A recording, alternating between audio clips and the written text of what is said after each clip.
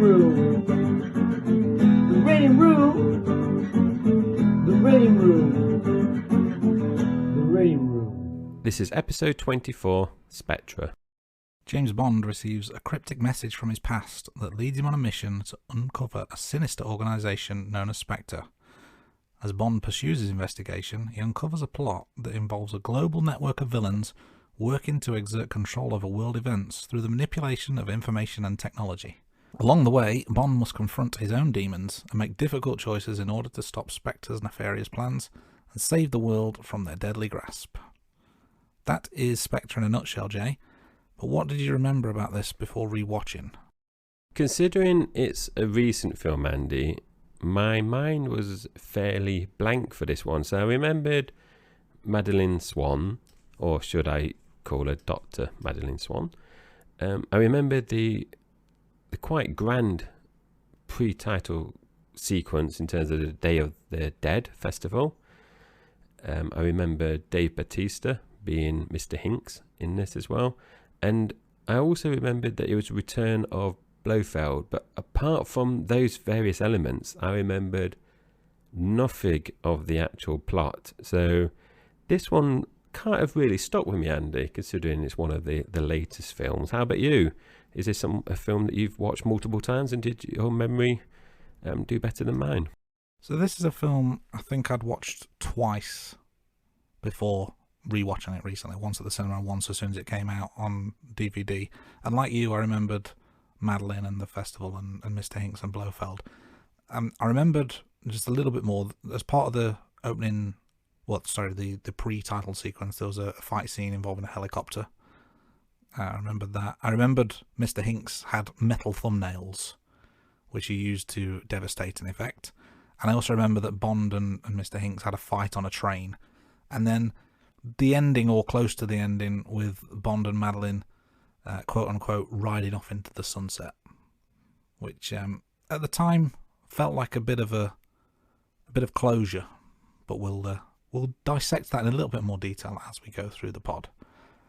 But let's get into some details that we like to collate for each film. So the main villains, we have Blofeld, we have Mr. Hinks, we also have Marco Sciarra and Max Denby. Just the two Bond girls, Dr. Madeleine Swann and Lucia Sciarra. The theme song is Writings on the Wall by Sam Smith. And the opening credits, so we see Daniel Craig naked in this one. We got the Spectre logo, which is obviously the octopus. We have the usual naked ladies, models, tentacles. There's some bits with glass shattering as well. And a bit that I did like was the throwbacks to several previous characters. So that included Silver, Vesper, Le Chiffre, and M. And the body count, so this is James Bond Kills Only. Now this is 232, so there is a bit of a caveat to that. And this does include an estimated 195 goons on Blofeld's base. We have a few gadgets. There was Smart Blood, which was used to monitor Bond's whereabouts, the Omega Seamaster wristwatch, and a laser microphone built into Bond's small machine gun. Bond introduces himself as Bond James Bond after 33 minutes and 50 seconds. We do see him drinking a martini, but there's no hat wearing or hat throwing. So next up, Jay, my question is, what was your favourite scene from Spectre? For me, Andy, this one was quite easy. So sometimes I struggle a bit with this one because there might be one or two that kind of stick out. Or maybe, the opposite, where there's nothing that really stands out. And for me, I went with the Day of the Dead, which must be one of the few times, Andy, where I've actually picked the opening scene so far in the franchise. And for me, the film peaked here. So the Day of the Dead festival is quite a long one as well from memory. So yeah, for me it was straight up there and then a bit of a decline. What about you, Andy? What did you think of the Day of the Dead festival, and was that your favourite scene? So I really enjoyed the festival scene, and it was a very meaty entrance, so to speak. Did go on for quite a while. Really enjoyed that scene, but the one I've picked as my favourite is the meeting of Spectre when Blofeld is kind of revealed as the one leading the organisation. Because I guess at this point we don't really know, we know, but we don't really know who's in charge or what's it all about. But I thought the whole meeting setup was really, really cool. Took me back to days of old. So yeah, that was the one that just pipped it for me. So another question I have for you each and every week is, how many times did you reach for your phone? So this was a big fat 0, Andy. However, I wouldn't say there's a caveat to this, but I just want to highlight this, Andy. This is one of the few times, and I've mentioned this in previous episodes, not many, where I had to not pause it, but you know where you're watching it on your device. So I'm watching it on the PlayStation, and you can press the controller button and it shows you how long you've got left. I must have done that about 4 or 5 times in this film, and I noticed the missus was on her phone quite a bit as well. So it is a 0 because I did stop myself reaching for my phone. There was at least one time I remember, I'm going to look at something on my phone, but I wanted to kind of keep the gold badge of not, reaching for my phone in these. But yeah, this was definitely a film where I did struggle, and I was tempted to reach for it. How about you, Andy? Did you have any temptation, or were you engrossed? Engrossed is a strong word, and we'll go into reasons why later, but also a 0 for me. I powered through, and temptation was averted.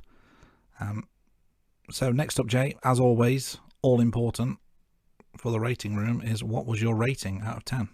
So I gave this one a 6 out of 10, and I was disappointed compared to last week, where I gave Skyfall a solid 8 out of 10.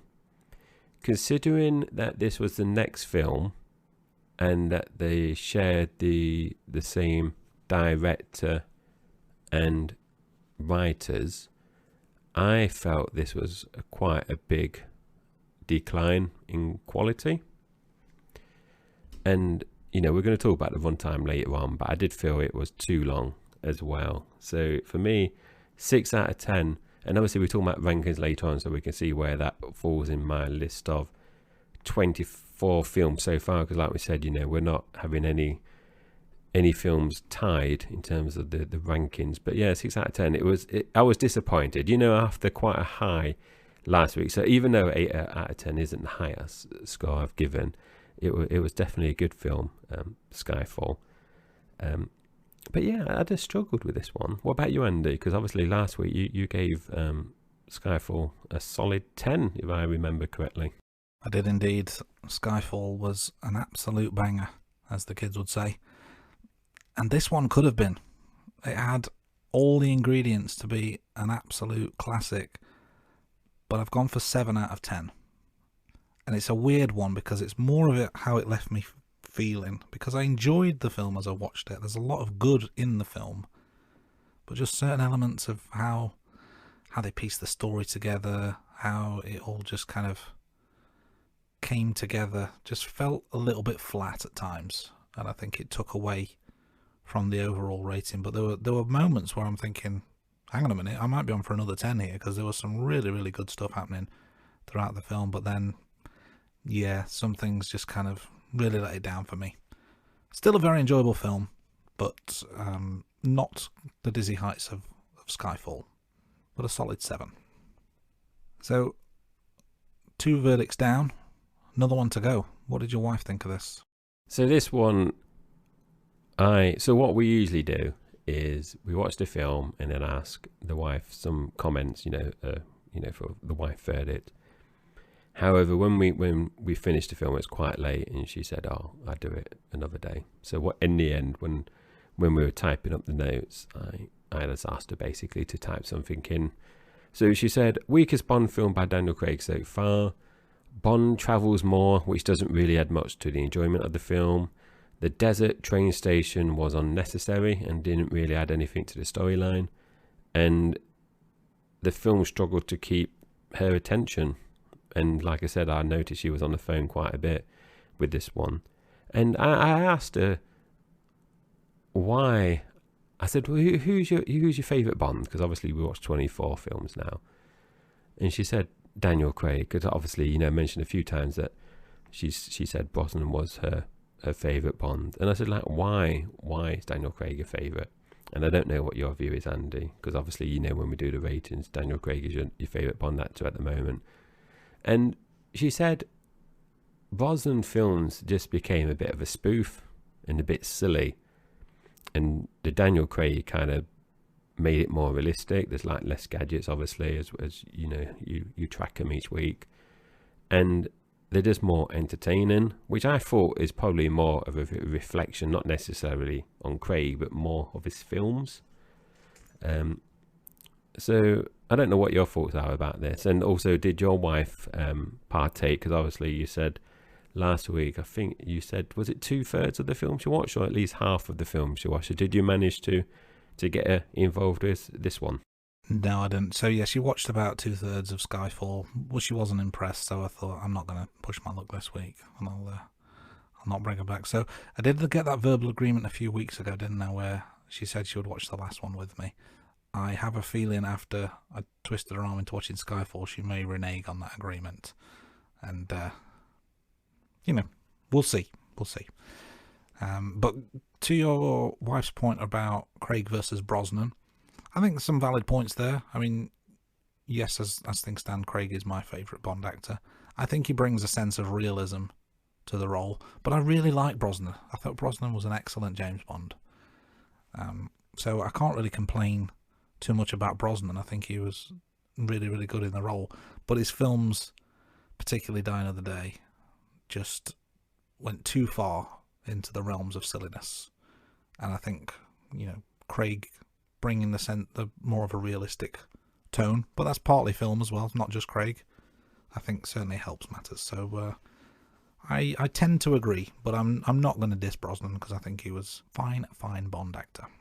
And Andy, I've not mentioned this to you, but on Instagram we had a comment following our The World Is Not Enough episode, and this person who's a big James Bond fan agreed with you to say that The World Is Not Enough was Brosnan's strongest film, which in terms of, you know, how you said you really liked World Is Not Enough and I gave it a lower score than you did, so he very much liked The World Is Not Enough. I will take that as a small moral victory for my side of the microphone. So jot that down. This day will live in infamy.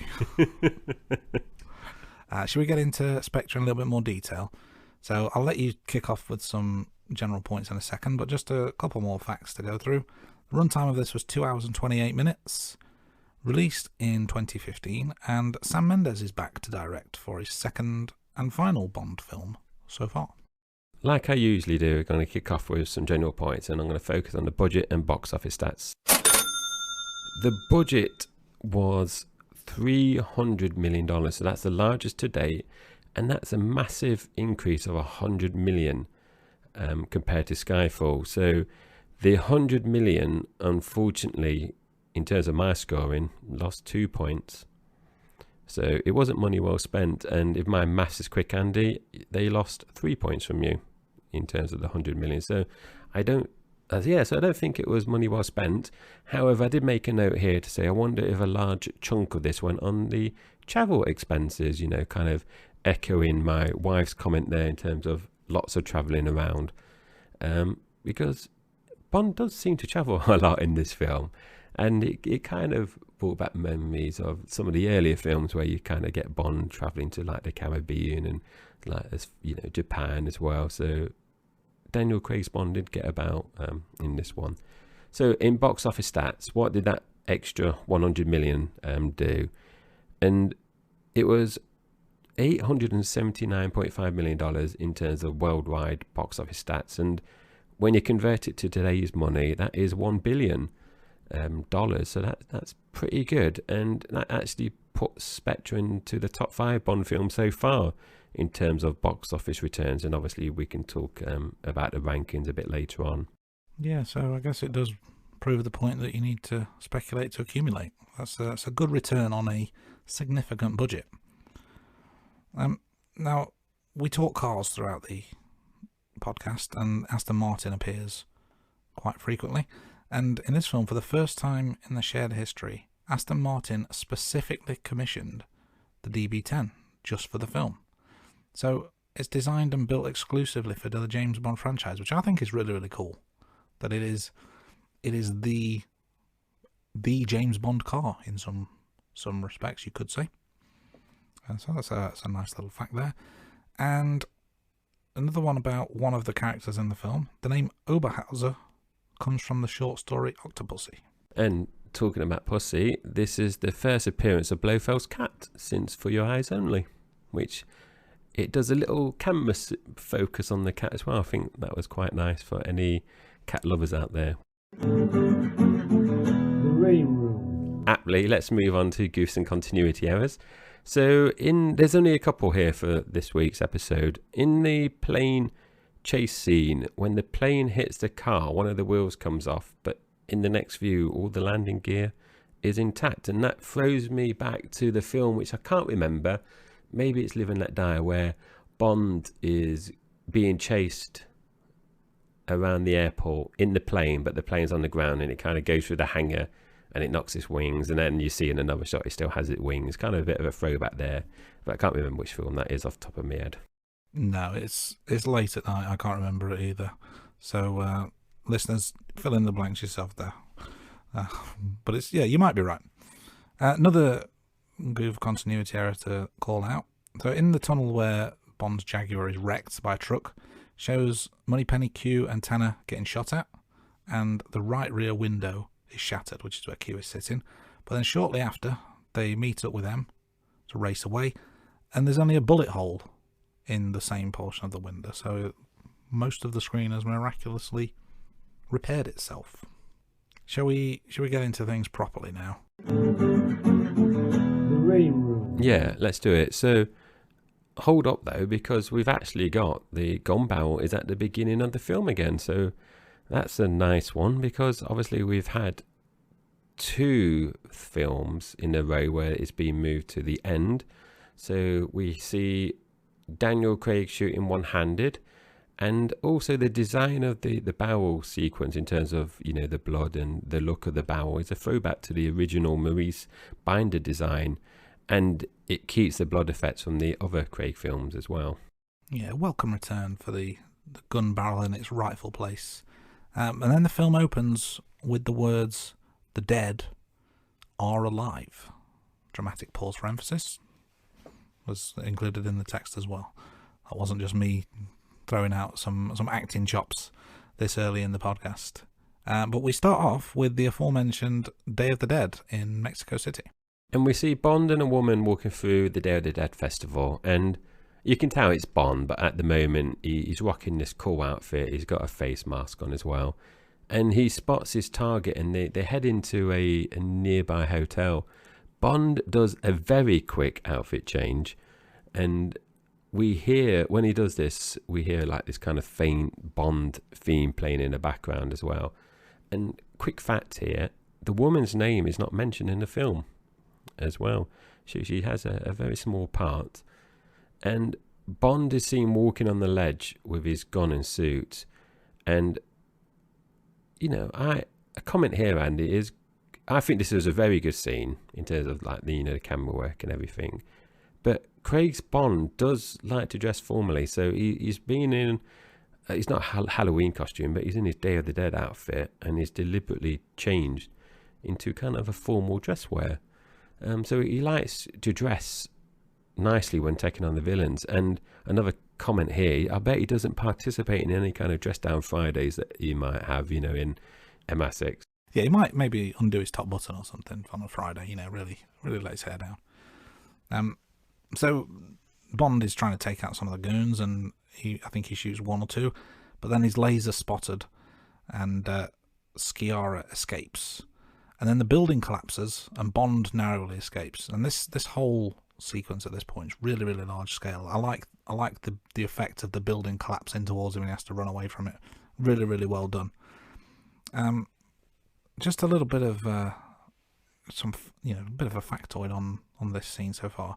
Reportedly cost around $500,000 to create the parade. There was 650 volunteers, and 250,000 people came to watch it.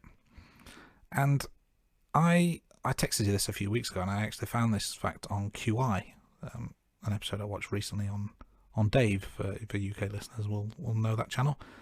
Many people believe that the film recreates a real-life parade, and I must admit, I was one of those people.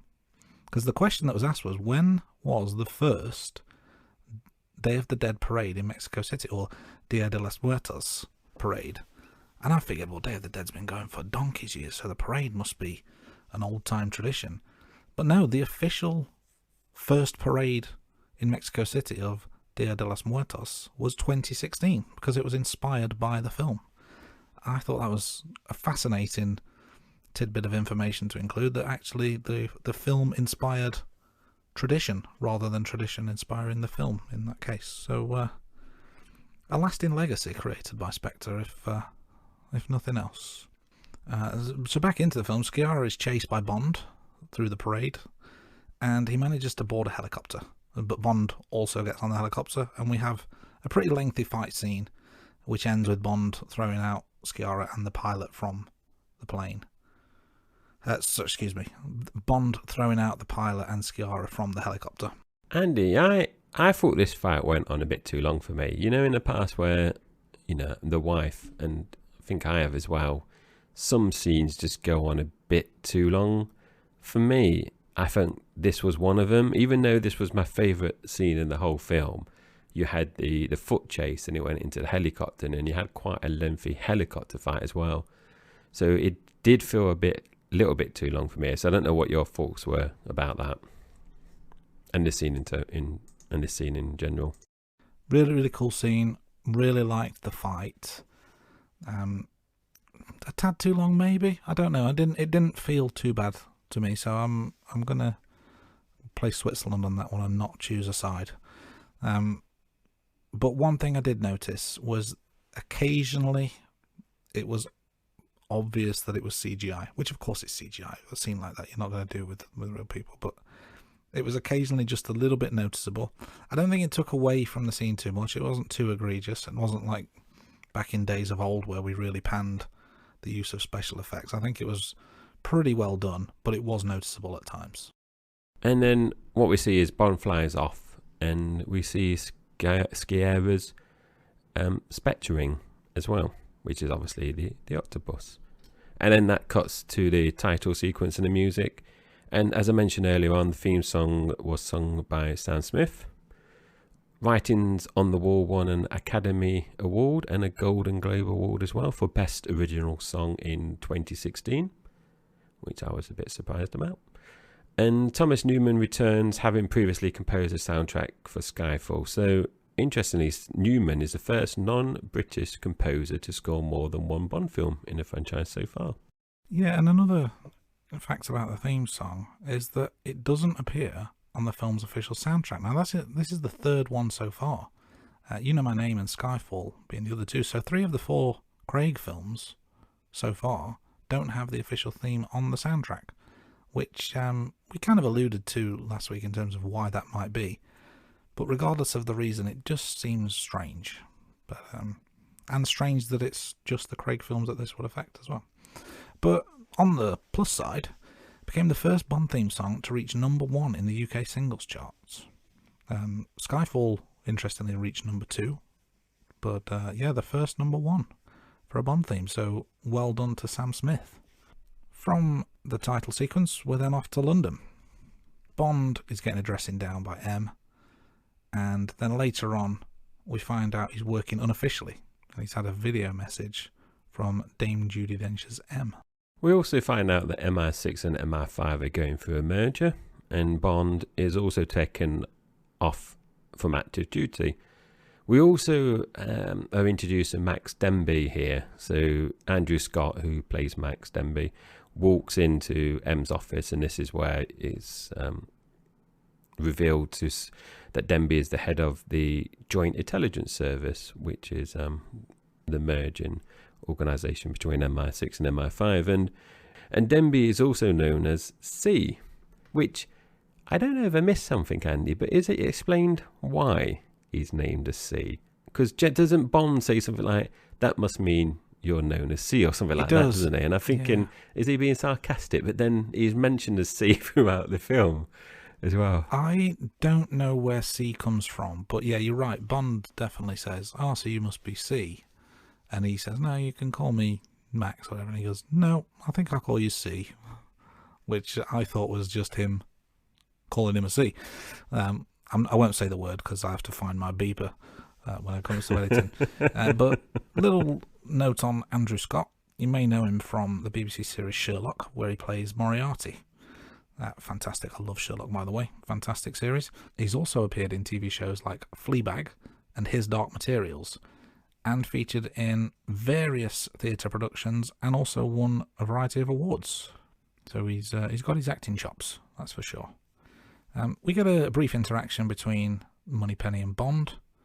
Bond invites Moneypenny to his apartment for 9 p.m. And a little note here, Andy, is I wonder if Bond needs another shave. Because obviously in Skyfall, Bond gets a little shave from Moneypenny. They become very close, don't they, in that last week's episode?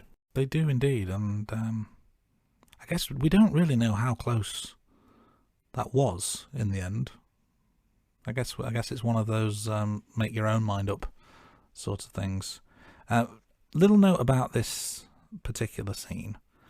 It wasn't the usual level of flirting between the two. It was friendly, but it wasn't particularly suggestive. Yes, he's invited her over for a 9 p.m. meeting, but it wasn't. It didn't feel too suggestive to me. There wasn't the level of sort of innuendo or smut that we've maybe seen from Connery or Moore, for example. I agree, and actually, Andy, that reminded me of something else the wife said when she said she liked the Craig films. So, doing this podcast, she said she did like Connery and, you know, the earlier Bonds. However, all the ways that they treat the Bond girls, and a lot of the Bond girls might be walking around in bikinis, etc. So she does like the Craig films because of the stronger female characters as well, was one of the plus points. So moving on, we're back at Bond's place now, and we see the video that Andy mentioned earlier on, and M tells Bond to kill Sciarra and to attend the funeral, and we see a shot of the Union Jack bulldog as well. I think it's a bulldog, and that's the one that obviously M left to Bond in the Skyfall film. It's the British bulldog. Oh. British bulldog, yes, not the wrestler, but the little ornament from M. And we so, you know, later on we see that MI6 is still damaged from Silver's bomb, and we are informed that the building is being knocked down and they are moving to a new place. So this is not the new place that they were in last film, where they went into like part of Churchill's bunkers underground bits. This is another new place, and this is Q's new place now. Yeah, so the new place they're moving to is the huge building that is when the Joint Task Force goes live. So it's not a skyscraper, but it's a pretty impressive glass-looking building, which I don't think is real, is it? I think it's created specifically for the film. I don't think it is an actual building in London, not like the MI6 one. But yeah, Q's new place is where we are next, and Q injects Bond with some smart blood, which is used for tracking. He then shows Bond a new car, but since Bond is no longer on active duty, the car's been reassigned to 009. That's got to be a painful blow. Q also then makes a joke about Bond's old car getting destroyed at Skyfall, and before Bond leaves, they agree that to help Bond is going to delay the tracking capabilities of the smart blood. I think they're making a point here, aren't they, in front of Tanner, just to kind of cover his tracks, and he says something like, so yeah, it might not be online for 24 hours, and Bond shoots him lock. 48 hours. So that buys Bond a little bit of time. And we see Moneypenny receives a gift from Bond as well, and just as she's opening it, the gift up, M walks by and says something about, "Oh, I haven't missed your birthday, have I, Moneypenny?" And then as he's walking past, she kind of mutters, "That was last week." She said, "So you obviously missed it." And we then see that Bond has actually stolen the Aston Martin DB10 from Q's place, so 009 won't be happy. Indeed not, and neither was Q when he found out. But we're off to Rome next. Bond attends the funeral, and he meets Lucia Sciarra, the wife of Marco, who previously killed. Lucia Sciarra played by Monica Bellucci, and Bellucci is the oldest actress to be cast as a Bond girl. Lucia arrives back at the place after the funeral, and she's nearly taken out by a couple of goons. But Bond saves her, and then he seduces her. Of course he does. And she tells him about a criminal organisation which her husband belonged to, and the fact that they've got a meeting later on, and tells him where it is. And it's in this scene where we find out that she actually knows that Bond killed her husband. But that didn't stop her from doing what Bond does. This whole scene really bugged me, Andy, because I don't think we need this scene. I love Monica Bellucci, but she could easily be taken out of this film. There's no need, because after this bit you don't see her again anymore. So you could easily set it up that he found out the necessary information to get the invite to Blofeld's secret meeting another way. So all this just kind of slowed down the pace of the film for me. And like you said, she's like, you know, literally just had the funeral, and then he seduces her, and it's just like, and then I think she even says like, oh, don't leave, you know, they're going to kill you or something like that, or you're going to die. It was just so silly. It was just pointless, that scene was for me. And this, so obviously, as Andy mentioned, you know, Bond knows about this meeting, so he arrives at the secret meeting. It's very mysterious. It's a throwback to the earlier Bond films where you saw some of the Spectre meetings in, you know, the Connery films. And Blofeld arrives, and like Andy mentioned, you don't actually know it's Blofeld yet. He's kind of shrouded in darkness, which is really cool. And as Andy mentioned, this is his favourite scene. And like I said, we don't know at this point that it's Blofeld. Obviously, people in the franchise are probably jumping around, screaming at the screen, you know, this is Blofeld. But as far as I'm aware, you don't find out later on. I don't know in terms of the marketing stuff whether it was published and announced that Blofeld had returned. You know, like we talked about it last week about Moneypenny. Yeah. You know, being kept secret until the end. I can't remember about this one. I don't remember either, but what I would say is the fact that the film's called Spectre, it would be safe to assume that Blofeld would be involved. But the way this is done in the film is that you don't know it's Blofeld at this point, and even when he reveals his face, you assume, but you don't know. And as we'll get on, he's actually referred to as a different name. But Bond is kind of up in the cheap seats, isn't he? Observing this meeting, and it's stated in the room that the Pale King must be terminated. Mr. Hinks enters the room at this point and takes out the competition for the hitman gig. He digs his thumbs into the guy's eyes. This is the thumbnails. He's got the metal thumbnails on, and then snaps his neck, and then casually wipes the blood off his thumbs. This was a really, really good scene, I thought. A really good introduction to Mr. Hinks as well. And then the man who will be known as Blofeld comments, "Welcome, James." So he knew he was there. Bond then escapes the meeting, and Mr. Hinks goes after Bond. I'm just going to pause at this point because I want to go back a minute, because there was a bit here that I wrote in my notes and I forgot to include in the final version. But when he arrives at the meeting, he's greeted by security, and they basically say, "Who are you?"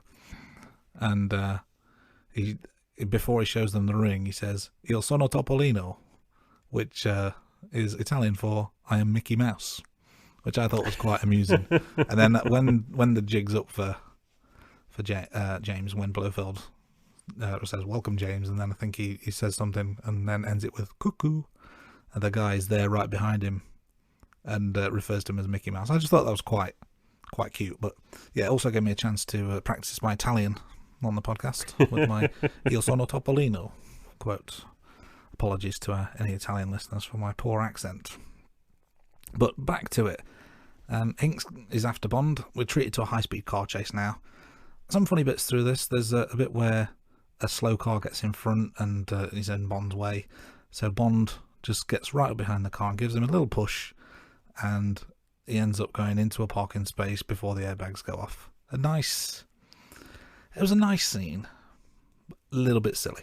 No, yeah, it was a good scene. I agree. You know, the whole scene in terms of the meeting room, and the chase was pretty good, and some comedic bits as well. And Andy, before I carry on, just before we went live with the recording, I was saying to Andy, I read something about Mexico and this particular about James Bond, but I couldn't remember what it was.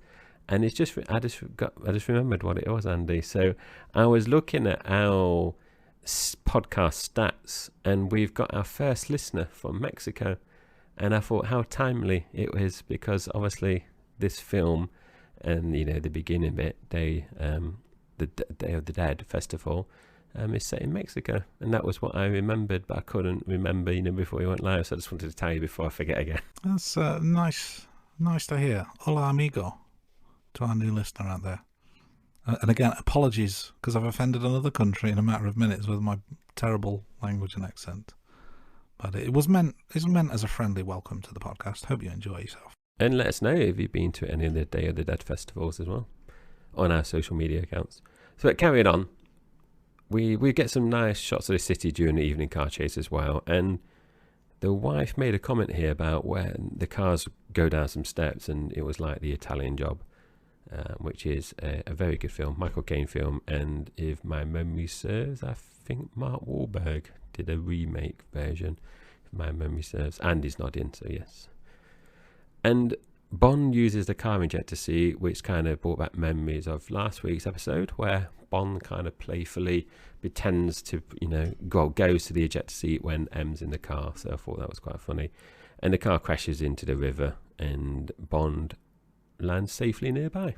Yeah, there's a few gadgets on the car, isn't there? There's the ejector seat, there's the flame thrower.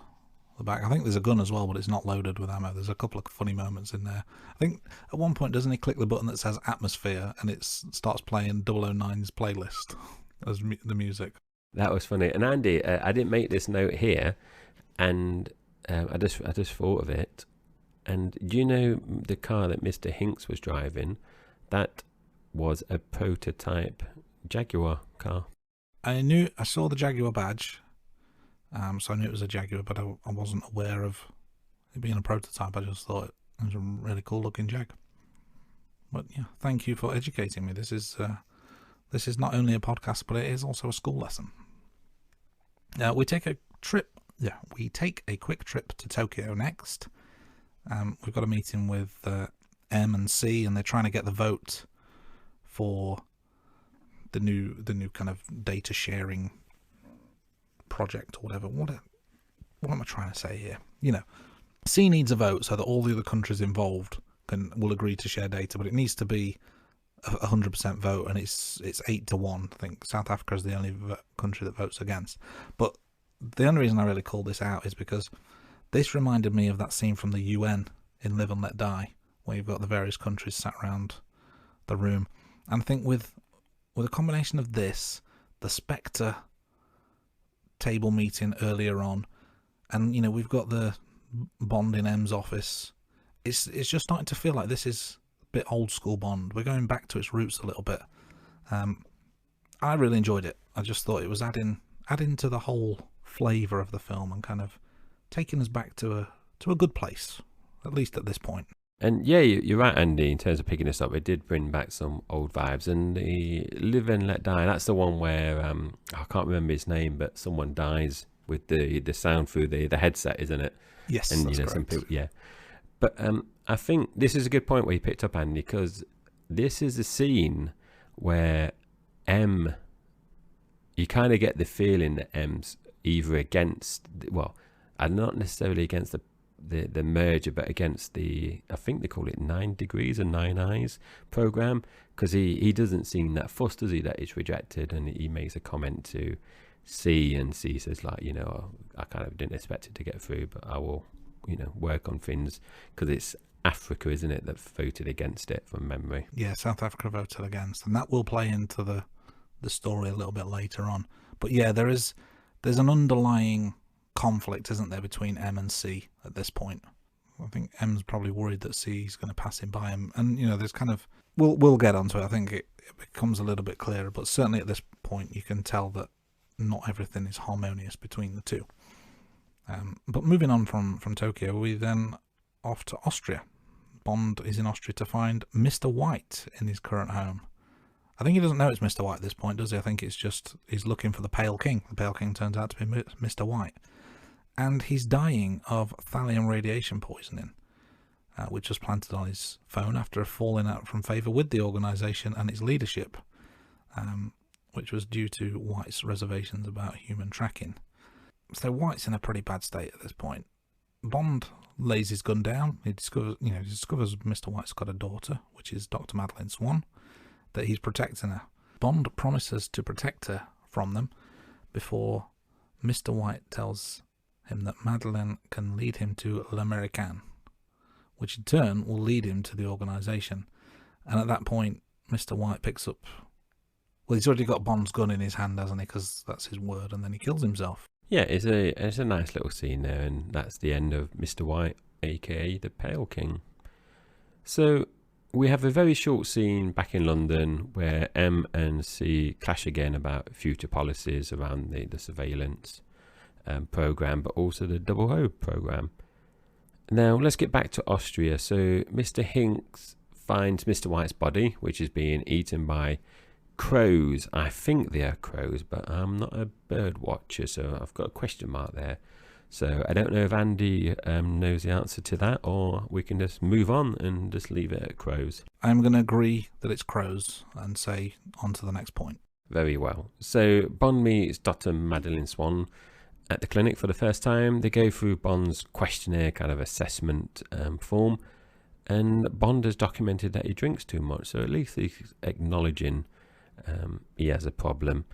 We also hear that Bond's parents died of a climbing accident, which, again, if I recall correctly, is also mentioning GoldenEye by 006. I tend to agree, yeah. So they are at least consistent with old Bond and rebooted Bond. That's good to hear. Another thing that Bond says as part of the questionnaire is when he's asked about his occupation, he says that he kills people.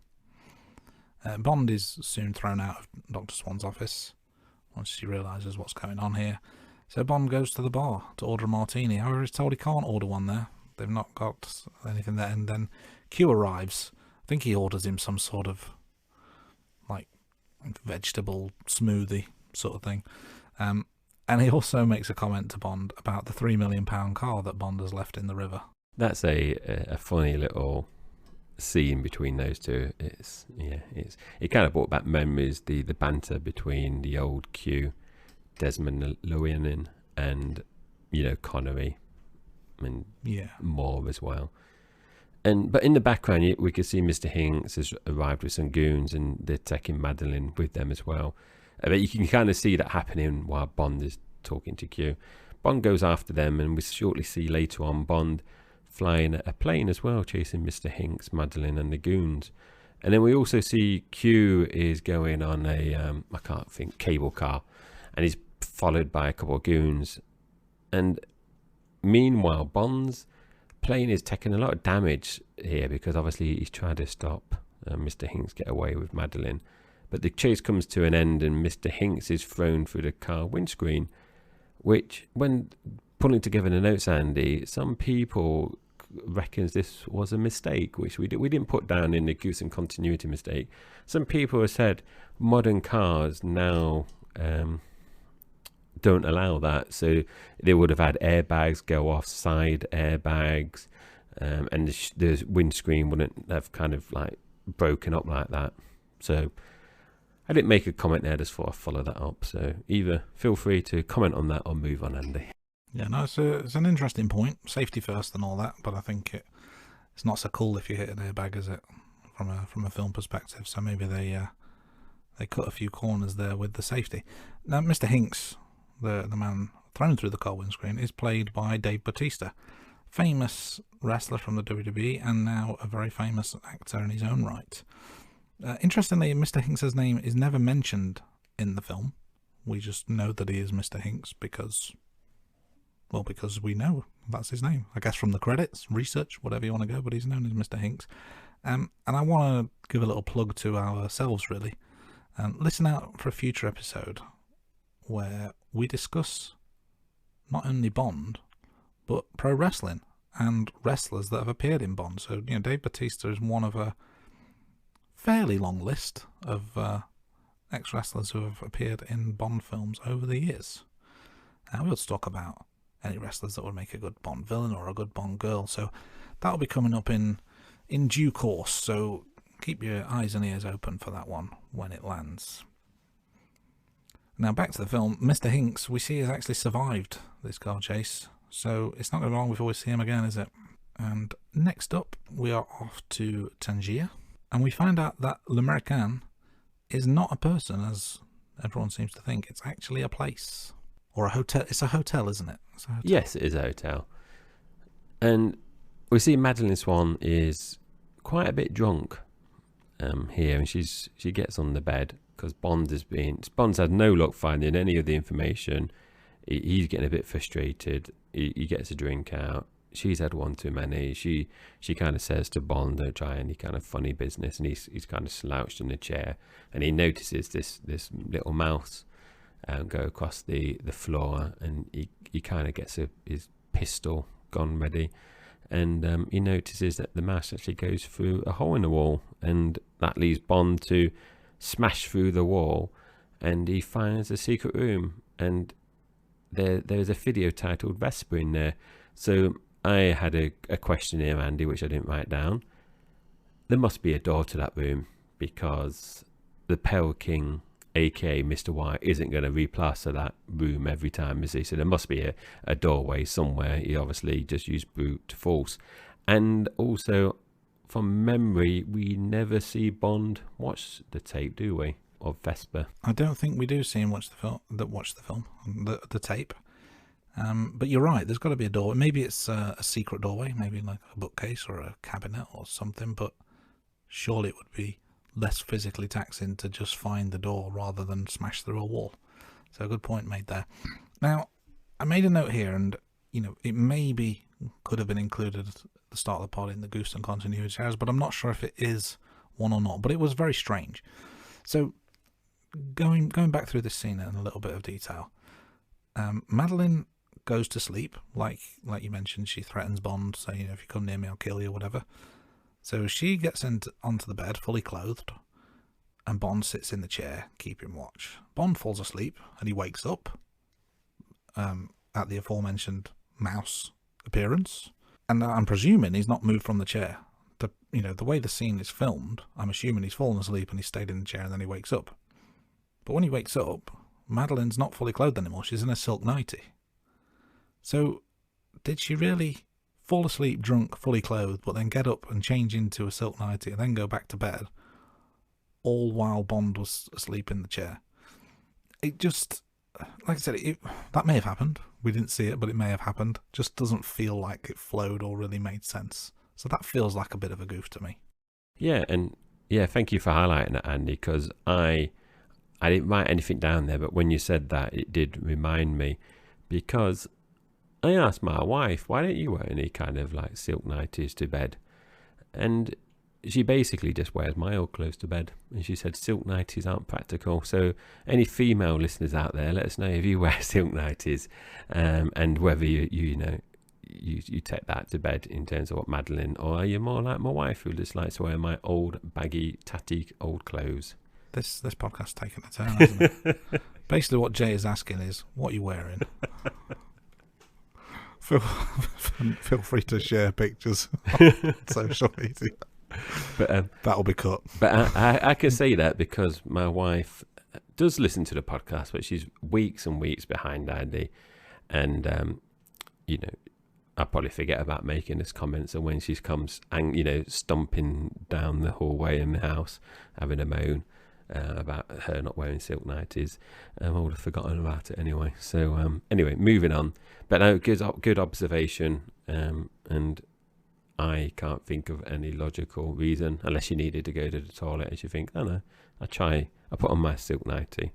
But we have a very short scene, another short scene now back into London. So obviously the main story is going on with Bond following him, going rogue, and then we have these occasional scenes kind of going back to like Tokyo, and he covered London a few times as well. So you kind of just keeping touching base with what's happening back at home with M and C.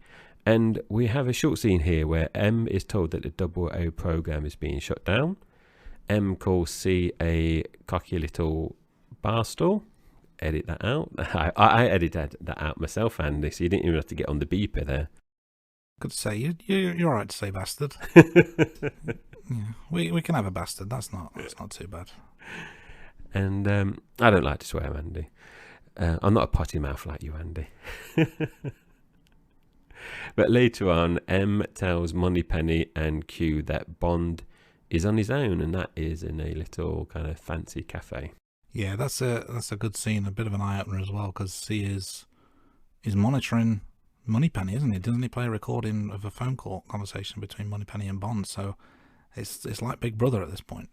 We're on a train next, and we see that Madeleine Swann knows her way around a gun, even though she doesn't like guns. She knows how to handle one, and she tells Bond about the time that a man came to her house looking for her dad. So when that happened, I wondered, was this the flashback scene that we see in No Time to Die, which obviously we're rewatching next week in preparation for next week's episode? Do you know if it is the scene? I immediately thought of that scene as well, so I think you're correct, and I think it's good that that's a precursor to it as well, because I didn't remember. I remember the scene from No Time to Die, but I didn't remember that it had been discussed in Spectre, so that's a nice bit of foreshadowing there. Bond and Swann both make an effort for their dinner date on the train, both looking very, very smart, and they order a dirty martini. However, Mr. Hinks is back, and Hinks and Bond, and Madeleine's involved too to an extent, have a pretty intense fight. But I have a question here. Where are the other passengers? I know, Andy, when I saw your question here, I thought exactly the same, because when it kicks off, everyone just disappears. Even the I think the bartender makes a quick exit, but it's just like totally everyone just evacuates. It's ridiculous. Well, it's not that they disappear as in we see them leave, it's that they're no longer there. Yes, yeah. Because there are other passengers on the train, but then all of a sudden there are no other passengers in that carriage. So I guess that should have gone up front as a continuity error. Yeah, it's definitely they did the whole John Cena. I'm doing my hand in whatever it is. I can't remember what he's saying is. Jay's making a gesture where he's waving his hand in front of his face, and listeners, you can't see him. We're linking. Look at our name dropped another wrestler in there, Andy. So Bond is getting a proper good beating here, but Swann saves Bond at one point, which does allow Bond to get the upper hand here, and he kind of puts this big rope around Mr. Hinks' neck, and he kicks something out, and he's pulled from the train. I wonder if this actually killed him, because you don't see his death on the screen, do you? You don't. It's the end of him in terms of his participation in the film, so I guess it's to be determined whether he died or not. Can I just ask a question at this point, and if I'm wrong, we'll cut it out. But wasn't there something about this particular scene where, in real life, one broke the other one's nose, but I can't remember which way around it was. It may have been Craig broke Batista's nose as part of this fight scene, as opposed to the other way around. Have you read that or heard that? I hadn't read or heard that, but I know that in more than one film, I'm sure, it's a recurring theme, wasn't it, that Daniel Craig was getting injured playing Bond. So I don't know, that's one of the instances of him getting injured or injuring someone else. I'll leave it in, and then if I'm wrong, listeners, feel free to correct me on that. I'm always eager to learn. Yeah, let us know on our social media or via our contact form on our website. So following that, we have our first love scene between Bond and Swan. Yeah, I guess killing a henchman has made them both horny. Seemed a very very abrupt way for them to get it on. Just strange. And obviously we know Funerals obviously gets the other Bond girl horny as well. Yeah, it's either killing a henchman or burying your late husband are the things that really get you going in the Bond universe. It's weird. It's taking a turn. Let's move on. So we're at the train station in the desert, which your wife was not a fan of. And then also onto Blofeld's base. A car approaches. It's a 1948 Rolls-Royce, according to Bond. And they're there for quite some time, aren't they? So that's just a deserted train station. Seems just kind of hanging out, aren't they? Yeah, again, this is another scene. Why did we even need this? So my question is, Andy, if Blofeld knew that Bond is coming, which would indicate he did because he sent the car for him, why did he send Mr. Hinks? Because by sending the car and all the other bits that are following on in the next few scenes, Blofeld wants him to come to the desert base. And he's gone to great lengths to show Bond around the whole place as well. So why is Mr. Hinks showing up on the train? It doesn't make sense. I agree. It's a strange plot hole, and it's things like this that kind of hampered my rating. Because the scenes are fine as standalone scenes, but they don't make sense, and you just kind of feel a bit, what's that all about? Yeah, because that was a really good fight scene. Unless Mr. Hinks did a bit of narrative, and he's kind of gone against Blofeld because you got to beat the whole car plane crash, and Mr. Hinks is just so angry that Bond just keeps evading him, and he's kind of going a bit rogue himself. You could have a bit of narrative there to say that, and that will kind of answer that. But at the moment, it doesn't explain why Mr. Hinks went after them on the train. Because they're going there, they were just about to enjoy a nice meal, weren't they? They just ordered the dirty martinis, and he kind of just came out of nowhere, didn't he, from behind Bond? Yeah, it's a weird one, and not one that we can explain. So they arrive at Blofeld's base, and they're shown to the rooms, which brought back kind of vibes from Dr. No as well. So Bond's room has a photo in a frame which resembles the photo that we saw earlier on in the film. They enter a dark room, and you have this meteorite on the stand in the middle as well, and then Blofeld makes this big entrance coming from the darkness. Yeah, there's a clear use of green screen when Bond and Blofeld are talking in the corridor. Blofeld tells Bond that he is the author of all your pain, and he's taking quite a lot of pleasure here, isn't he? He's gloating about everything he's planned over the last few films, and it's kind of, this is where things are starting to tie together. So I don't know if we mentioned it or just spoke on the pod last week, or whether we spoke about it offline, but it felt like Skyfall was a standalone film after the first two Craig films were joined, but now with the introduction of this particular part of the story, all four Craig films are now intrinsically linked together, which again is something that I'm not sure how well that sits with me or not, but it just seemed a little bit strange. I agree, Andy, because the way that Silver came across in Skyfall, it didn't come across that it was working for anyone. So I think they kind of shoehorned Silver working for Spectre just to kind of link everything together. Yeah, shoehorned is a good explanation, or a good description. That's what it feels like here. Bond is fastened to a chair, and he's going to be tortured by Blofeld. He's got this machine-controlled drill, and I think at one point he does drill into the side of his neck, or his head doesn't. It's into the side of his head, isn't it? And blood starts to trickle out. Now, there's a couple of points here. Firstly, we've been referring to Blofeld throughout the pod so far. I think it's actually at this point where he introduces himself as Ernst Stavro Blofeld, because up to this point, Bond knows him as Franz Oberhauser. if I've got that correct. Yeah, yeah. Yep. And also, this is the point where we find out that Blofeld's father looked after Bond for 2 winters. So, which then prompted another question from me is, why didn't Bond remember much about this? But for momentarily they were kind of raised as brothers, would you say, or looked after as brothers? Yeah, Blofeld was very jealous, wasn't he? Yeah. That's another one of those questions that just doesn't make sense. And again, is this shoehorning the storyline into the plot that just for the sake of it without really thinking it through?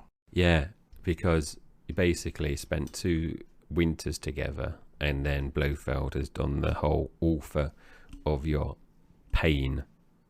So, if you just wouldn't do that, would you, for 2 winters? I know he's a bit psychotic, maybe, but 2 winters, and he's doing all this over like the last few films, just seems a bit over the top for me. So we have the introduction of Blofeld's cat as well, and then Swan tells Bond that she loves him, and Bond passes to Swan the explosive watch that Andy mentioned in the gadget section, and they use that to help them escape. Now Blofeld's base is destroyed because they're kind of running away up kind of like the hill, and then they look back and they see that the whole desert base is being blown up because of the bomb. Now I just felt this was so anticlimactic, Andy. You've been building up throughout this film. Blofeld's been blowing his own trumpet, saying, all of your pain. All these people have been like working for Spectre. And then Bond is pretty much taking it down within 10 minutes in this desert base. I was just really disappointed I was at this point. Yeah, I tend to agree. I think they've rushed the whole storyline. I mean, you think back to the old days of Connery, and Spectre was a feature through pretty much all of them, wasn't he? I thought this could have been the start of a whole new series of Bond films with Blofeld and Spectre and everything just kind of continuing for years and years and years to come. But yeah, it's over before it's really begun. Yeah, and I think they shot themselves in the foot here, because by bringing back Blofeld, like you said there, in the earlier Bond films, you had the reoccurring Blofeld, in the shadows at the beginning, where you'd only see like little bits of him, hands, etc. And then you obviously see different actors portray him in the different films. But because of what happens in the next film, they've kind of closed that story arc within the Craig era. If Daniel Craig's, spoiler alert for people that haven't watched next week's film, if Daniel Craig didn't die in No Time to Die, you could have had Blofeld appear in multiple films. And I know that they couldn't use Blofeld in the films before this because of the legal issues, but now they're resolved in this film, for only to bring him back in as the main baddie in one film, and I know he's in the next film, but only, I don't know if you call it a cameo. It just feels a wasted opportunity. Yeah, I agree. All those years and years of legal wrangling and fighting over the rights to the name, and then just using it so quickly. It's a strange one.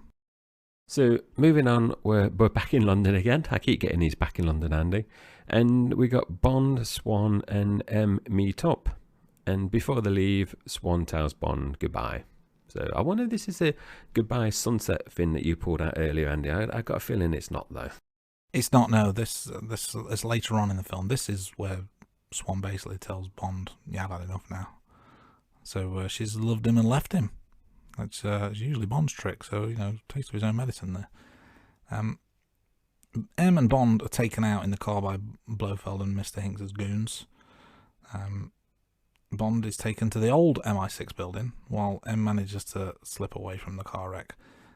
Bond does manage to disarm the goon, however, and we see the memorial wall, and James Bond is spray painted on it. The memorial wall being where the fallen agents have their names listed, and James Bond is spray painted on there. That's quite ominous.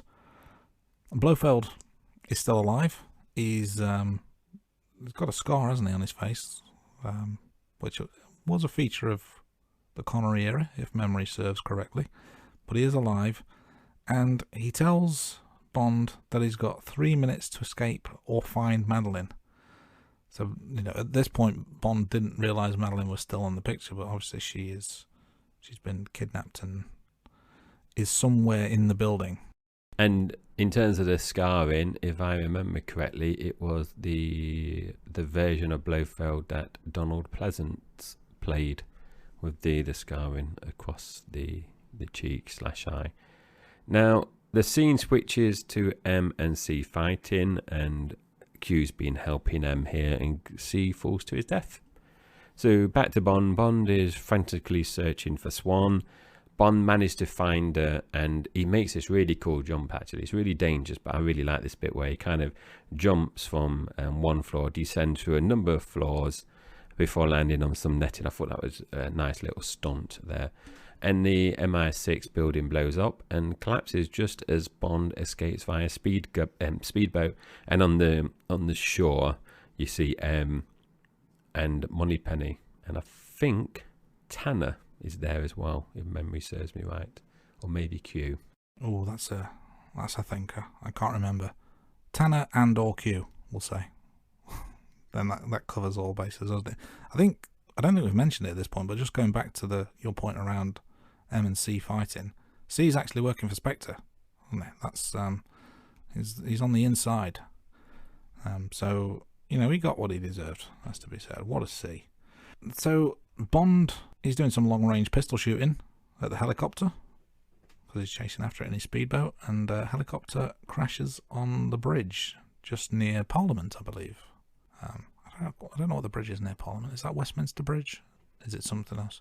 Any London residents, if you want to tell us what the bridge is called, because I can't remember. But I'm going to say Westminster Bridge, and then if I'm wrong, I'll blame my the late night that it is now and lack of sleep. But I do have a question at this point again. Why is the helicopter following the path of the Thames? Because surely once the pilot realises that they're being chased after by a boat, why doesn't he just steer it left or right and go over land? Now maybe, because they are fairly close to Parliament. Actually, I'm questioning. I know they go past Parliament, but maybe it's not that bridge after all. So I've talked nonsense for several minutes now.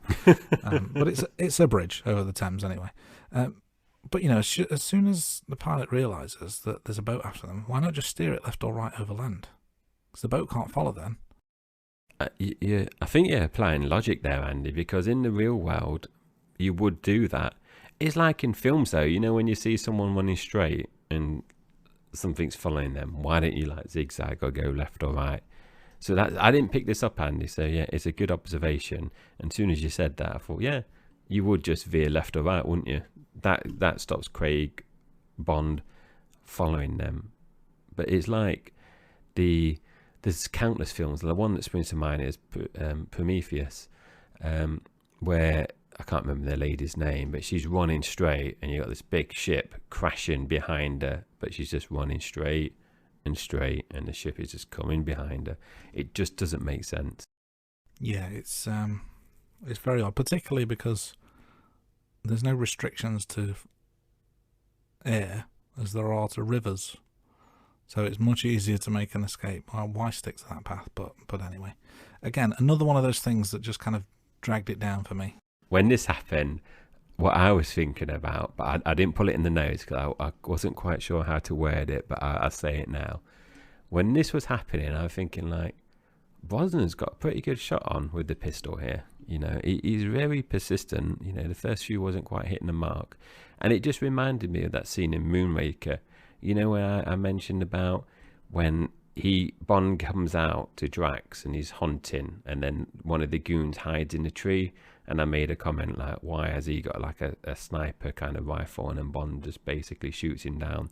And I was just thinking if Bond was in a tree, he wouldn't need blimmin' rifle, would he? Just be there with his pistol because his aim's so good. That's a good shout, yeah. Good callback there. But let's get back up. We're nearly at the end of the film now. So helicopter's crashed. Blofeld is crawling out, and he taunts Bond and tells him to finish the job. Meanwhile, M and Swan are watching Bond as he's stood over the injured Blofeld, who's unarmed, and Bond doesn't kill him. Like I said earlier, this is just such a waste of Blofeld's character. And for me, like I said earlier on, it's such a drop in quality between Skyfall and Spectre. I'm just really disappointed, considering we've only got one more film left, Andy. Bond walks off with Swan, like as Andy mentioned earlier on. And next up, we see Q later on working alone, and Bond arrives and he picks up his car and drives off. So he gets a happy ending, hopefully, until the next film. Indeed, not the usual happy ending that maybe Connery got one in every film as well. But yeah, that kind of brings us to the end, and I went with 7 out of 10 because it's just kind of a bit deflated. Like I said, it's a good film. It's a good film with a lot of good things in it, but there's just things like this that just you kind of go, yeah. The Rating Room. So, shall we move on to some one-liners and quotes? I'll kick us off this time with a little interaction between Moneypenny and Bond. And I believe this is when Moneypenny arrives for her 9 p.m. meeting that we mentioned earlier. Moneypenny says, "Have you just moved in?" Bond replies, "No." To which Moneypenny says, "Well, I like what you've done with the place." His apartment looks very different to the film, and I can't think of what it is, with Roger Moore, and you have Miss Caruso there. Do you remember Moneypenny and M turn up? Very different apartment style to the Roger Moore Bond apartment. Is it a house that Moore's It is, got, yeah. as opposed to to an apartment, yeah. Yeah, so he's obviously moved. Or the Craig reboot, he's in the apartment. More modern. Anyway, moving on, I've got a small one. Sorry, I haven't got a small one. I mean, I've got a small little quote here, quite relevant as well. No pun intended. So Q and Bond, Q goes, "You may feel a small," and then Bond goes, "Christ," and then Q goes, "Prick." A bit of a Freudian slip there from you there, Jay. I'm leaving that in its entirety. M and Moneypenny have a bit of an interaction, and I think we briefly touched on this earlier. Moneypenny's looking at a gift that she's had, and M says, "It's not your birthday, is it?" Moneypenny says, "No," and M says, "Oh, good," and goes into his office. And Moneypenny mutters, "That was last week." Bit of shade there for Moneypenny. And this last one is Blofeld and Bond. So Blofeld goes, "Why did you come?" Bond replies, "I came here to kill you." And Blofeld says, "And I thought you came here to die." Bond says, "Well, it's all a matter of perspective." Now, Andy, we usually cover the book versus movie in this segment, but I've really struggled to find anything about any kind of book about Spectre, so I've come up with a blank for this one. Did you do any better in your research? I did not. I'm also firing blanks at this point. So, should we just move on? Well, yeah, let's move on. Move on. Let's lighten the mood a little bit with one of my world famous James Bond jokes. Are you ready for this one? I'm always ready for one of your world famous James Bond jokes. Here we go. How much would you pay to watch James Bond's secretary and Bruce Wayne's butler team up for a spy action thriller? I would hand over lots of money, Andy, to watch this. Well, however much, you can bet you'd get your money's worth. That's very good, that is. And it's a throwback to last week's episode when the wife mentioned Alfred. Do you need to explain a joke to anyone, do you reckon, or not? I think that's quite clever, and our audience, I think, is quite sophisticated, but it's basically combining the names of the secretary and the butler. It could have been Penny. Penny, yes. That wouldn't have worked quite so well, would it, if it was Penny? Could be double-barreled, maybe. Are you ready? Let's start the quiz.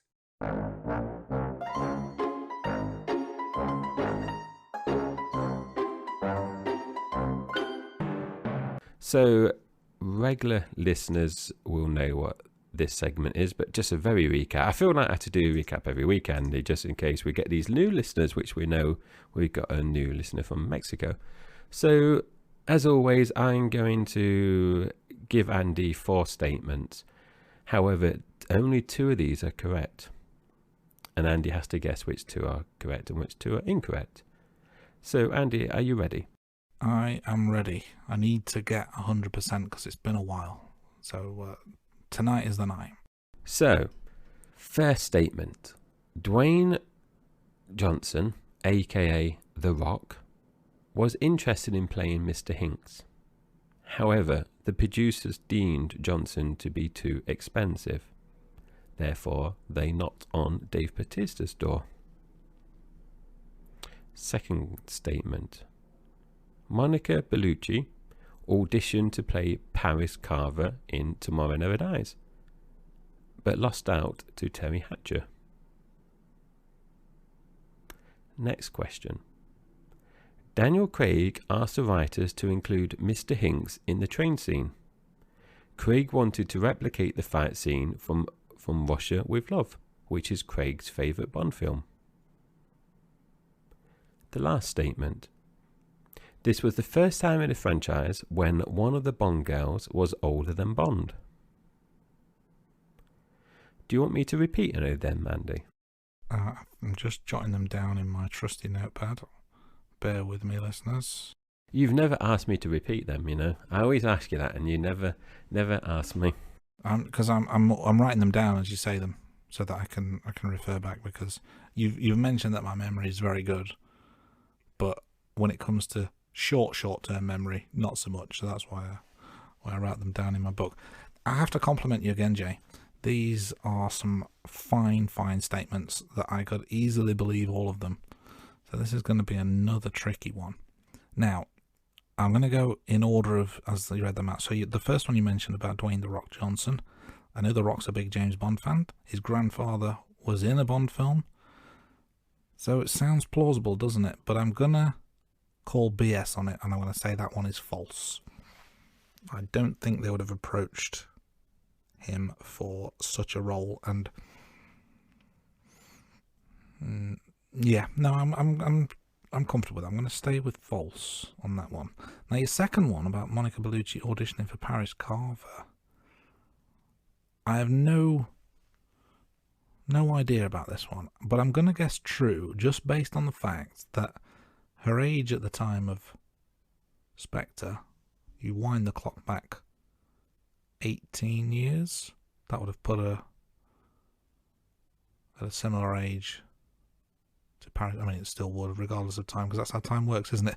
But you know, for the role of Paris Carver, it would have put her in about the right age range. So I'm going to say that one is true. I'm also going to say that Craig asking for the fight scene to be included on the train is also true. I also thought of that scene between Connery's Bond, and Red Grant. So I think that's a nice throwback. So I'm going to say that one is true, which means the fourth statement, as believable as it sounds, I'm going to say is false. So I'm going false, true, true, false. The results are in, Andy, and you got 50%. Now, would you like to... This is a recurring theme, isn't it? It is. It just goes to show that the quality of questions has raised significantly, and I'm resorting to guesswork. Yeah, my web of lies have got better throughout the podcast. So, do you want me just to tell you, or do you want to have another stab at it? I'm going to say just put me out of my misery. Okay. So, I just go from top to bottom. Dwayne Johnson, he was interested in playing Mr. Hinks, so that one is a true fact. Monica Bellucci did audition to play Paris Carver but lost out, so that is true. Now, Daniel Craig asking the writers to include Mr. Hinks is false, but interesting fact that From Russia with Love is Daniel Craig's favourite film, but he didn't do anything in terms of screenwriting and asking Mr. Hinks to be included. And the last one is false.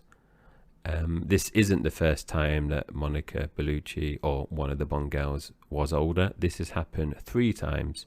So Monica Bellucci is 3 years older than Daniel Craig. Honor Blackman, who played Pussy Galore, was 5 years older than Sean Connery. And Dame Diana Rigg, who played Tracy Bond in On Her Majesty's Secret Service, is a year older than Jules Lazenby. So the first time for Daniel Craig, but not the first time in the franchise. Well played, Jay. Well played. But my streak continues. I have 0 zeros. Yeah, indeed, and I've only got one more film to do. Can I make it one more? That would be quite a record. I would think that would be a moral victory, if nothing else.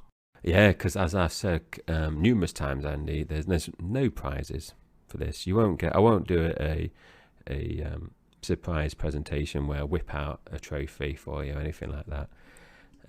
Maybe not on that episode anyway. But no, you don't get anything. You just get a pat on the back. A virtual one, because we're not in the same room. We record these podcasts virtually. The Rating Room. So, shall we move on to the rankings, Andy? Yeah, let's do it. Let's talk about what the pod's really all about. I'm going to kick us off, as usual, talk about the runtime. So, as Andy mentioned at the top of the pod, Spectre was 2 hours, 28 minutes. And that is the longest film so far in the franchise. And for me, it was too long. But it's a fact. It's 4 minutes longer than Casino Royale and 5 minutes longer than Skyfall. So out of the top 3 films, they're all Daniel Craig films. And at the other end, Quantum of Solace remains the shortest Bond film. Is No Time to Die going to beat any of them in terms of coming bottom or top? Who knows? Listen to next week and then you will know. But in terms of average run times, we've got Daniel Craig across the 4 films so far, 9 hours 1 minute, and that's an average of 2 hours 15 minutes, which is still short of Jules Lazenby at number 1 with 2 hours 22 minutes. But I don't know, you could argue he should be disqualified because he only did 1 film, but in terms of our rankings, we've got Daniel Craig in at number 2. Now, kill count. I said at the top of the pod there was 232, and that included 195 estimated people dying. So that just blows everyone else out the water. GoldenEye was a previous number 1 at 47. 232 in that 1 film, Andy, is more than Brosnan did in his 4 films, Roger Moore did in his 7 films, Connery in his 6, Dalton in his 2, and Jules Lazenby's solo film of 5 kills. So that gave Daniel Craig 276 kills, which is an average of 69. And moving on, I got one more before I passed over to my co-host. And Spectre, as Andy mentioned, does feature Bond drinking a martini, and this one would be a dirty martini from memory. Indeed. Moving on, we have the introduction of Bond, James Bond. So for Spectre, this came in at 33 minutes and 50 seconds. So in terms of an order, it puts it 14th on the list in terms of shortest to longest. And we've had the introduction 20 times out of the 24 films. So one of the longer times it takes. 7th longest, 14th shortest, depending on which way you want to look at it. Next ranking, or the next piece of information, is around hats. There's no hat wearing, there's no hat throwing. And that, by my reckoning, is 6 in a row where we've had neither. Felix Leiter, not in Spectre. So we saw Felix in the first 2 Craig films, but we've not seen him since. So he's got one more chance to make an appearance. Will he? Let's find out together on next week's episode, shall we? And one more from me before I move on. I'll let Jay take us forward. And this is one that Jay really enjoys, and this is the box office stats. So, as mentioned earlier in the pod, Spectre had a budget of $300 million, which is by far the biggest budget we've had so far. Worldwide box office of $879.5 million puts it very high up the list. In fact, in terms of actual box office takings, it would put it 2nd behind Skyfall. But when we adjust for today's money, it's approximately $1 billion. So that would put it joint 4th with Live and Let Die. There's probably some rounding in there, but you know, it's an estimation, and they're both estimated at $1 billion, so we're going to say that they're joint fourth. If this was following like F1 rules, for example, then it would count as fifth because Live and Let Die did it first. That's how that works. So what we have so far is, from the 4 Daniel Craig movies so far, an adjusted box office figure of just over $4 billion. So an average of just over $1 billion per movie, which puts him top of the pile when you're looking at adjusted box office by actors. And that's quite an impressive feat. Over $1 billion per movie adjusted. Very, very impressive. Just ahead of Sean Connery in second place on 914.9. But let's see if No Time to Die keeps him on top, or does it drop him down a place or two? We shall find out. Jay, do you want to move on to the next point? Yeah, Daniel Craig is definitely bankable, isn't he, in terms of his movies. If you're a producer, you'd be rubbing your hands with glee in terms of his box office returns. Now, moving on to Bond girls. So we mentioned at the pod there's 2. Dr. Madeline Swan and Lucia Sciarra. Now, I'm not going to give a load of... I'm not going to do lots of chatting here. I'm just going to list them, Andy. So Dr. Madeline Swan comes in at 12, and Sciarra came in at 32. Monica Bellucci is gorgeous. She's done some good films, but like I said earlier, her character was just so pointless. And I think for me, I get that's as high. When you look at my rankings, so I'm not going to list them all because we're down to 76 Bond girls now. And at the end of the season, we're going to go, a bit more in depth. We're going to list some of these in our end of season special. But, she's above Strawberry Fields, Mary Goodnight, Mayday, Dr. Christmas Jones. So even in those 5-10 minutes that she had on screen, for me, she's the better Bond girl. But I can't put her any higher than that. Madeline Swan I think she is one of the stronger Bond girls. However, again, Andy, you know how I do this. I either start from the top or the bottom and then kind of slot them in where I think. And she's sandwiched between Solitaire and Domino. And, that I can think of worse places to be honest. So that's only slightly above Holly Goodhead and Octopussy. But she doesn't quite make it into the top 10 for me. What about you, Andy? Does she fare much better in your rankings?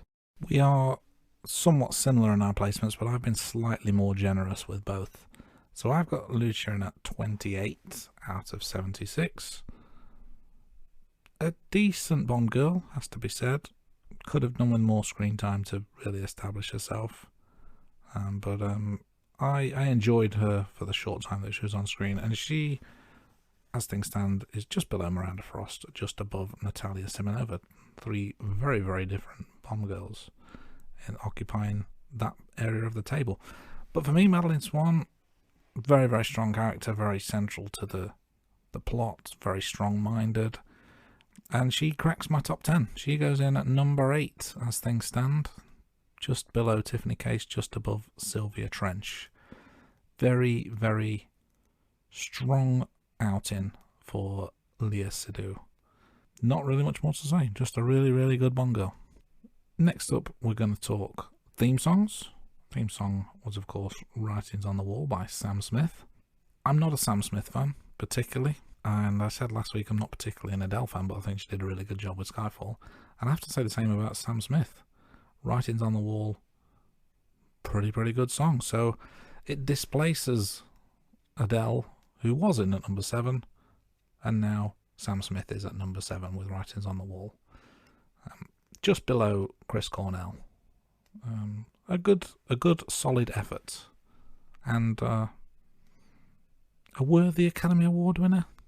Not sure, but interesting that would be the song to win one of all the ones we've had so far.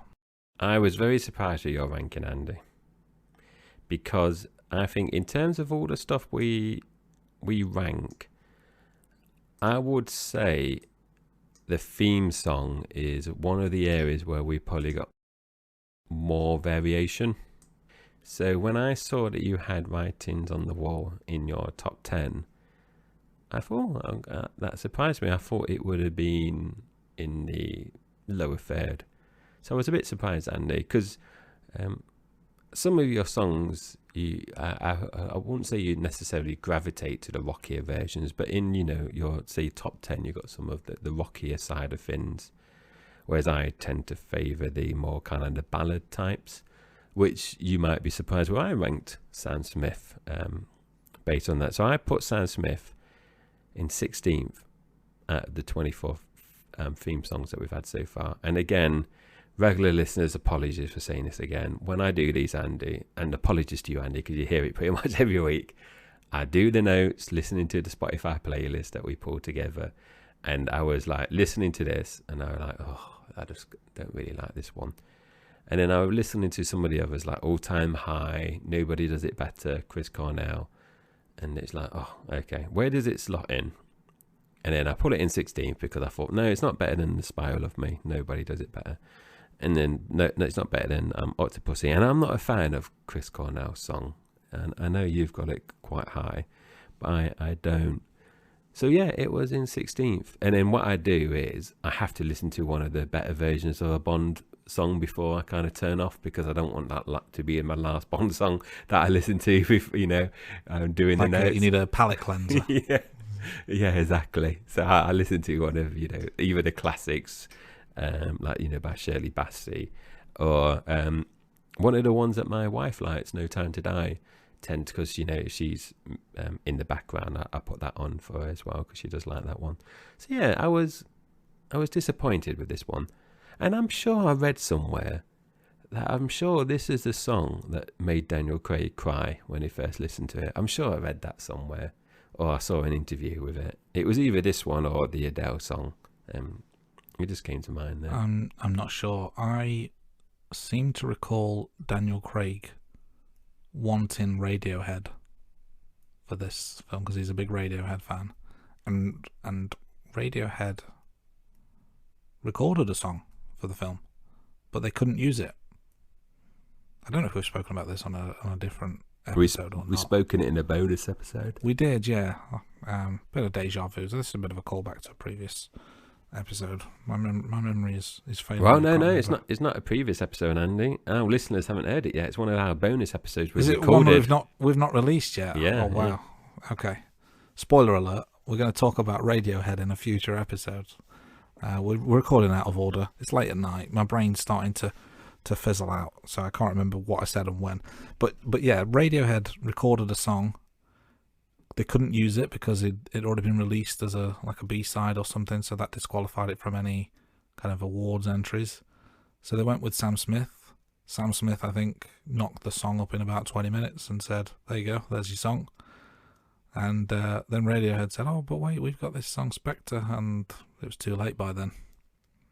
So Spectre is a song that if I haven't, I will add to the James Bond Spotify playlist.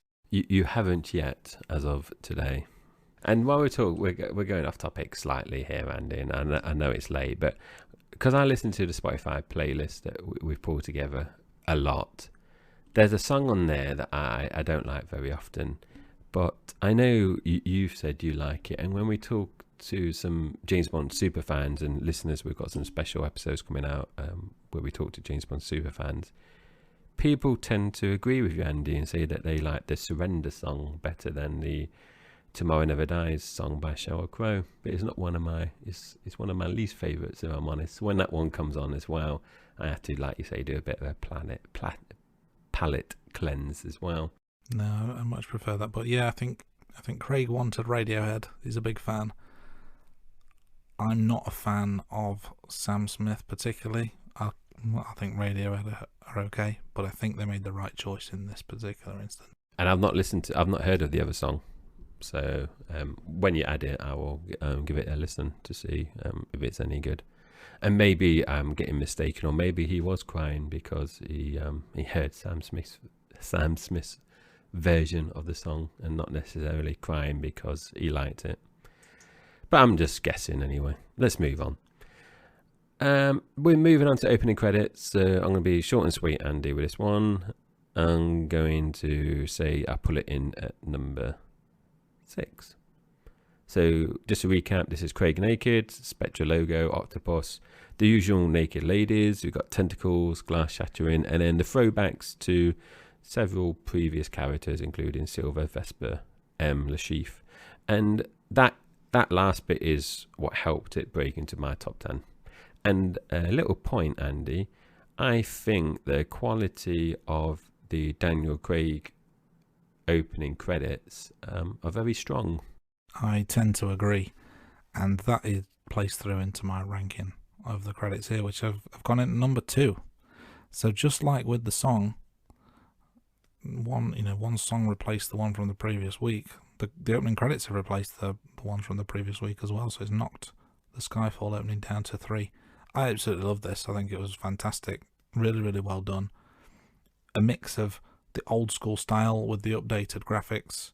Just really, really good. Still doesn't quite beat Live and Let Die, which is a favourite of mine. But a very, very solid outing. So I was particularly impressed with this one. Right, let's talk villains. We've got 4 to add to the list, which takes the total to 91. So we're not going to spend a lot of time talking about all 91. We'll concentrate on the 4 from the film. So I'm going to go bottom to top and start with Marco Sciarra, who I put in at number 60. Small part character, clearly a baddie, doesn't last long, decent cameo, or decent scenes for what he was in. 2/3 of the way down the table, not a problem. Next up, Max Denby, and I've gone all the way up to 29 for this. Very smarmy character. He's a traitor. You think he's on the right side, even though there's that tension there, but then it turns out he's working for Spectre all along. And Andrew Scott plays the role really, really well. Doesn't make it higher up the list purely because there isn't a great deal that he does once the reveal happens. He's kind of very short for the film afterwards. So he plays a pivotal role in the story, but isn't one of the main villains. So doesn't get enough screen time and kudos to really warrant a place higher, but still a respectable effort with him in at 29. Now I'm jumping up to 21 now for Mr. Hinks, played by Dave Bautista. A very, very good henchman. I would have liked to see more of Mr. Hinks in this film, to be honest. I think it's one of those characters that could quite easily break the top 10 with more presence, more screen time, more integral parts of the story. But still, 21 is a good effort considering we've got 91 on the list. A very, very good portrayal by Dave Bautista. And just a couple of places above, I've got Ernst Stavro Blofeld, played by Christoph Waltz, in at 19. Not my favourite iteration of Blofeld. Comes just below Max Zorin in the list as things stand. Decent portrayal, but I think you said it well earlier when you said he's kind of wasted role. This is again one of those roles that you're bringing it back to the forefront of the Bond franchise. It should be cracking the top 10 when you've got a $300 million film behind it. But Christoph Waltz did a very respectable job in at 19. So that's my 4. Jay, how do they rank on your list? So in terms of the ordering, we've got the same order, but we've got some slight differences. So Marco Sciarra, 64th position for me, for exactly the same reasons that you mentioned. He's only a bit at the beginning, and we don't see him that much. So Max Denby, I couldn't place him much higher, so I got him in 56th position, just because he's not in it that much. Andrew Scott's a great actor, and I can't think of many times when he plays a goodie. So when he was on the screen at the beginning, when he meets Bond for the first time, I kind of thought, oh yeah, he's going to be a baddie in some roundabout way, and obviously we find out he's working with Blofeld anyway. But he's on the level of Donna McGreen and Emile Leopold Locke. That kind of level for me, going back to some of the the older films and one of Craig's earlier films. Now I agree totally in terms of Mr. Hinks. He is a shame he didn't get more screen time. He didn't die on screen, so I wonder whether he was going to come back in a future film. He, for me, was a cross between Jaws in terms of physicality and kind of like Oddjob as well, silent. And from memory, he only has one bit of dialogue, and that's just when he's getting pulled out of the train. It kind of cuts him off when he's just about to talk, doesn't he? He has just one word of dialogue. Yes. You're going to get the beeper out, Andy. It's beep. No, he's just about to. He realizes he's off, and he just goes shit. So like in terms of where he's ranked, he's just below On a Top and Mayday. So I think that's respectable. And yes, Blofeld, he's definitely one of the weaker ones. He's in 21st position, which is just below Sean Bean's 006 from GoldenEye. And just to recap, in terms of my top three, I've got two Blofeld in there, the Telly Savalas version and Donald Pleasance, which I think there are both better versions than the modern day Blofeld for me. So moving on, we're talking about rankings of movies now. So myself and Andy obviously gave the ranking out of 10 at the top of the pod. And like I mentioned earlier on, we're not having any tied positions in our rankings. So 6 out of 10 for Spectre is at the lower end for me. So this is, for me, the weakest Craig film so far. So it's joint 6 out of 10 with Quantum of Solace, Living Daylights, Octopussy, You Only Live Twice, and Live and Let Die. But it is in the lowest position for the 6 out of 10. So it's in 18th position, which is sandwiched between Quantum of Solace and Diamonds Are Forever. A big disappointment for me. And Andy, I can't remember if I said this earlier on a podcast, because we've been recording nearly 2 hours, so apologies if I have. But for me, I think, and correct me if I'm wrong, this must be the biggest drop in quality from one film to another in terms of films that directly follow the other. But as I say that, I can see on my previous scoring. But no, I'm going to keep to that point, because I can see that there is a big drop between On Her Majesty's Secret Service and Diamonds Are Forever. However, I would argue that's two different actors. But then I can see my other comment, Andy, that Casino Royale drops from 8 to 6 for Quantum of Solace and Casino Royale.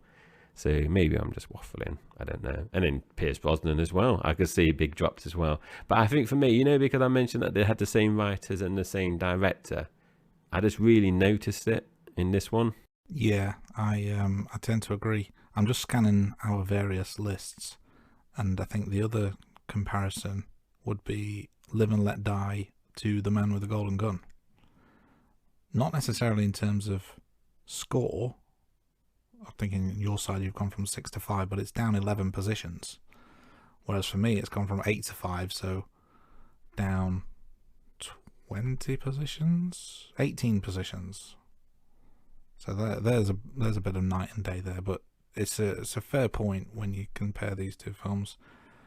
For me, 7 out of 10 places it alongside GoldenEye, A View to a Kill, For Your Eyes Only, Quantum of Solace, License to Kill, On Her Majesty's Secret Service, The Spy Who Loved Me, and From Russia with Love. So quite a gaggle of films in that 7 out of 10 space.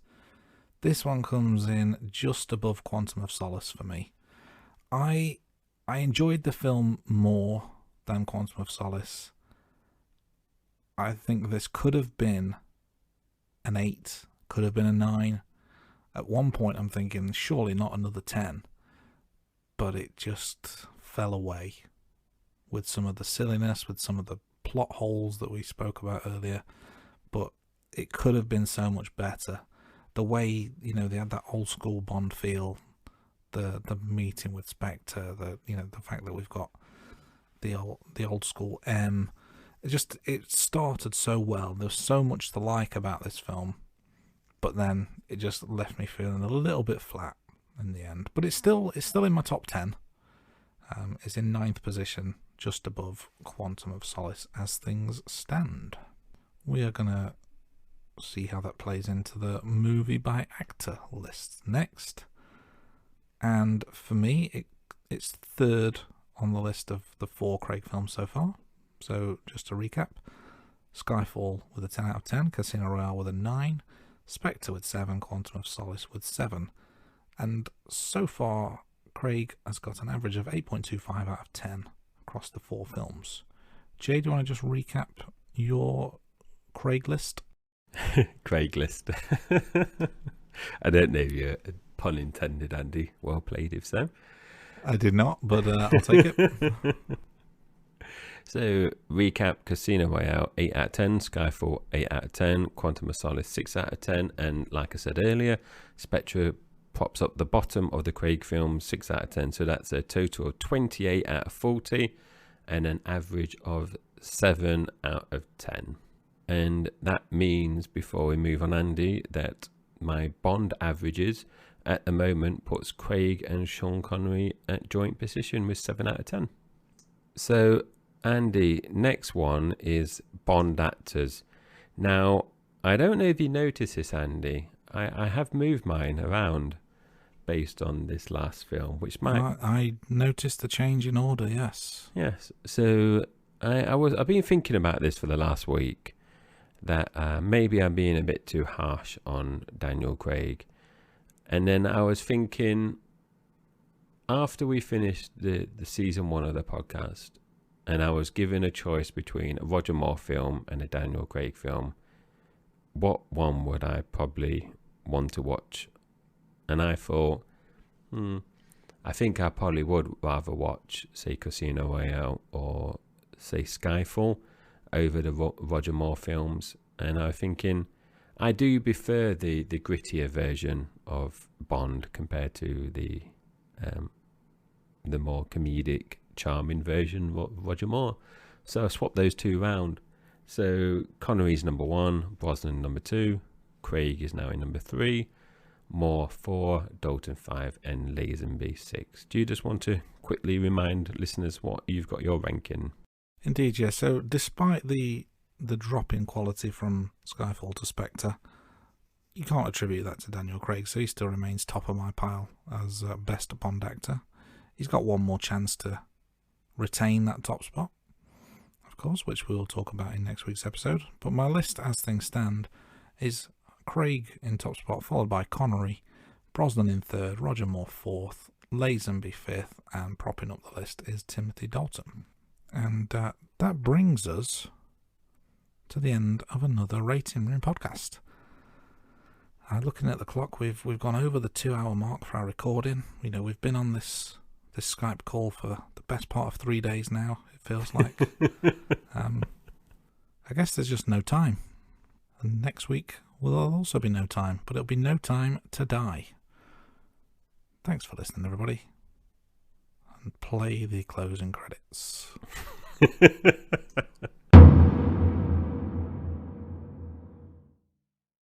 Well, that's this week's episode done. We hope you enjoyed it. Special thanks to the band Sugar Tongue for the theme tune to the Rating Room. You can find them on all the usual social media channels, and be sure to check out their song The System, available now on Spotify. You can find and message us on Twitter, Facebook, TikTok, and Instagram by searching The Rating Room. You'll find all our social media links on our website, theratingroom.com, and subscribe to our YouTube channel. Or feel free to drop us an email at theratingroom@gmail.com. Goodbye, thanks for listening, and we'll see you next week, right here on The Rating Room.